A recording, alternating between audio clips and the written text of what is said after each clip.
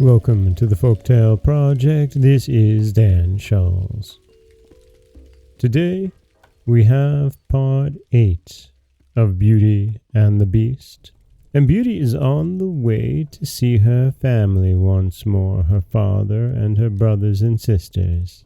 But the Beast is not very happy about it. We shall soon see why. As soon as Beauty was alone, she hastened to fill the boxes with all the rare and precious things she saw about her, and only when she was tired of heaping things into them did they seem to be full. Then she went to bed, but could hardly sleep for joy. And when at last she did begin to dream of her beloved prince, she was grieved to see him stretched upon a grassy bank, sad and weary, and hardly like himself. "What is the matter?" she cried. But he looked at her reproachfully and said, "How can you ask me, cruel one? Are you not leaving me to my death, perhaps?" "Ah, don't be so sorrowful," cried Beauty. "I am only going to assure my father that I am safe and happy. I have promised the Beast faithfully that I will come back, and he would die of grief if I did not keep my word." "What would that matter to you?" said the prince. "Surely you would not care." "Indeed, I should be ungrateful if I did not care for such a kind beast," cried Beauty indignantly. "I would die to save him from pain. I assure you it is not his fault that he is so ugly." Just then, a strange sound woke her. Someone was speaking not very far away, and opening her eyes, she found herself in a room she had never seen before, which was certainly not nearly so splendid as those she was used to in the Beast's palace. Where could she be? She got up and dressed hastily, and then saw that the boxes she had packed the night before were all in the room. While she was wondering by what magic the Beast had transported them and herself to this strange place, she suddenly heard her father's voice, and rushed out and greeted him joyfully. Her brothers and sisters were all astonished at her appearance, as they had never expected to see her again, and there was no end to the questions they asked her. She had also much to hear about what had happened to them while she was away, and of her father's journey home.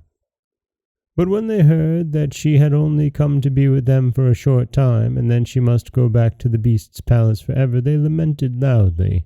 Then Beauty asked her father what he thought could be the meaning of the strange dreams, and why the prince constantly begged her not to trust to appearances.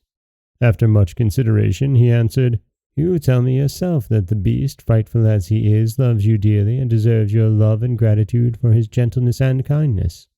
I think the prince must mean you to understand that you ought to reward him by doing as he wishes to, in spite of his ugliness." Beauty could not help seeing that this seemed very probable. Still, when she thought of her dear prince who was so handsome, she did not feel at all inclined to marry the Beast. At any rate, for 2 months she need not decide, but could enjoy herself with her sisters. But though they were rich now, and lived in a town again, and had plenty of acquaintances, Beauty found that nothing amused her very much, and she thought often of the palace, where she was so happy, especially as at home she was never once dreamed of her dear prince, and she felt quite sad without him. Then her sisters seemed to have got quite used to being without her, and even found her rather in the way, so she would not have been sorry when the 2 months were over but for her father and brothers, who begged her to stay, and seemed so grieved at the thought of her departure that she had not the courage to say good-bye to them. Every day when she got up she meant to say it at night, and when night came she put it off again, until at last she had a dismal dream which helped her to make her mind.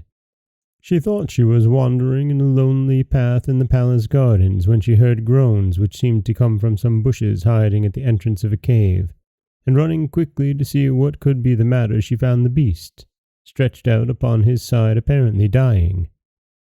He reproached her faintly with being the cause of his distress, and at the same moment a stately lady appeared and said very gravely, "Ah, Beauty, you are only just in time to save his life. See what happens when people do not keep their promises. If you had delayed 1 day more, you would have found him dead." Beauty was so terrified by this dream that the next morning she announced her intention of going back at once, And that very night she said goodbye to her father and all her brothers and sisters, and as soon as she was in bed she turned her ring round upon her finger and said firmly, "I wish to go back to my palace and see my beast again," as she had been told to do. Then she fell asleep instantly, and only woke up to hear the clock saying, "Beauty, Beauty," 12 times in its musical voice, which told her at once that she was really in the palace once more. Everything was just as before, and her birds were so glad to see her, but Beauty thought she had never known such a long day, for she was so anxious to see the beast again that she felt as if supper time would never come. And that is part 8 of Beauty and the Beast. And we will hear on Friday the conclusion of the tale, the 9th part, and we will hear what happens with Beauty and her Beast.